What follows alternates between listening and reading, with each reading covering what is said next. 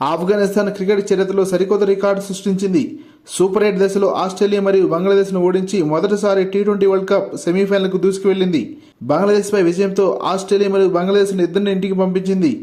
తొలుత బ్యాటింగ్ చేసిన ఆఫ్ఘనిస్తాన్ 20 ఓవర్లలో కేవలం 115 పరుగులు మాత్రమే చేయగలిగింది. ఓపెనర్ గుర్బాజ్ చేసిన 43 పరుగుల అత్యధిక స్కోరు. చివరిలో రషీద్ ఖాన్ 3 సిక్సర్లు కీలకమయ్యాయి. బంగ్లాదేశ్ ఫీల్డింగ్ సూపర్గా ఉంది. ముఖ్యంగా ఆఫ్ఘనిస్తాన్ బ్యాట్స్మెన్ గుల్బాదన్ ఇచ్చిన క్యాచ్ని సౌమ్య సర్కార్ పరిగెత్తుకుని వచ్చి ముందుకు డైవ్ చేసిన పట్టిన క్యాచ్ అద్భుతంగా ఉంది. బంగ్లాదేశ్ బౌలర్ రిషద్ హుస్సేన్ 3 వికెట్లు తీసి రాణించాడు. స్వల్ప లక్ష్యాన్ని కాపాడుకునే ప్రయత్నంలో భాగంగా ఆఫ్ఘన్ బౌలర్స్ మంచి స్ట్రాటజీతో వచ్చారు. వర్షం పడి పిచ్చి ఇబ్బంది పెడుతున్న వేళ స్లో బాల్స్తో బంగ్లాదేశ్ బ్యాటర్స్ను ఇబ్బంది పెట్టారు.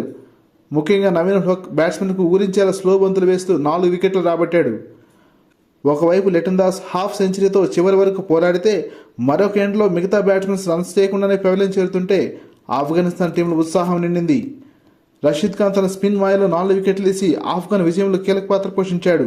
బంగ్లాదేశ్ డక్వర్త్ లూయిస్ పద్ధతి ప్రకారం 19 ఓవర్లు 114 పరుగులు చేయాల్సి ఉండగా 105 పరుగులకు ఆల్అౌట్ అవ్వడం ఆఫ్ఘనిస్తాన్ సంబరాల్లో మునిగిపోయింది. వారు ఈ విజయంతో కన్నీటి పర్యంతమయ్యారు.